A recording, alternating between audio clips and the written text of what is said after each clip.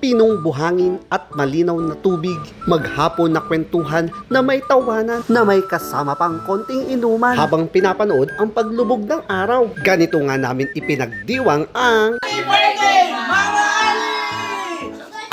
lumipad nga kami mula Manila papuntang Iloilo upang ipagdiwang ang kaarawan ng aming nag-iisang mamila. Basta Iloilo ang punta, happy ang bida, halabira, bye Manila, manganta. At si TJ, akala niya siyang magmamaneho ng eroplano habang si Alden ay tulog buong biyahe. Nagising na lamang paglapag namin sa Iloilo.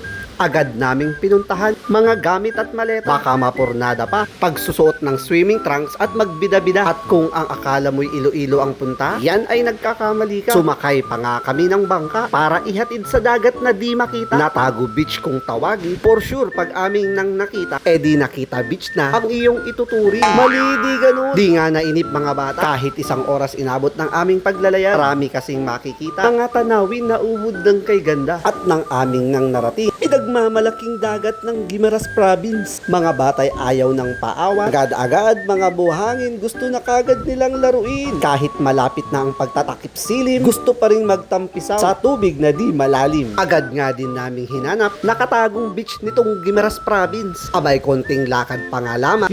Nakakapanginig ng laman. Hala, ang ganda ng dagat na to. Bakit ba kasi nila tinatago to? Legit nga, ang linaw ng tubig at napakapino ng buhangin. Kaya siguro napakaganda ng tanawin. Dahilan ng pagtago ay para di sirain. At bago abutan ng paglubog ng araw, akin muna silang babalikan dun sa kubo na aming tinutuluyan. Abay ako ngay nagulat nang ang ating birthday celebrant kasama si Tita Bel at Mamsi ay may kanya-kanyang tagal. Kaya ako'y pumasok muna sa aming tinutuluyan na sobrang lawa na kung saan nagkasya kami buong pamilya. At ang nakakatuwa pa nga dito ay mayroon itong aircon na napakalamig. Ngunit sa lapag mo nga lamang matatag at kung lahat ng bintana ay bukas, daig mo pa ang nakasplit time. Lumipas nga ang gabi at nakatulog nga kami. Sa aking pagbangon, wala akong ibang nakita kundi mga bakanteng kobre kama. At upang hindi mahuli o ay dali-dali lumabas para magpakasenti. At paglabas ko ng pinto, bihira ko lang maranasan ng ganito. May masayang pamilya sa harap ng dagat na ubod ng kay ganda. Hay, wala ka nang hahanapin pa. At nang aking ngang makita, isang box ng Guimaras Mango,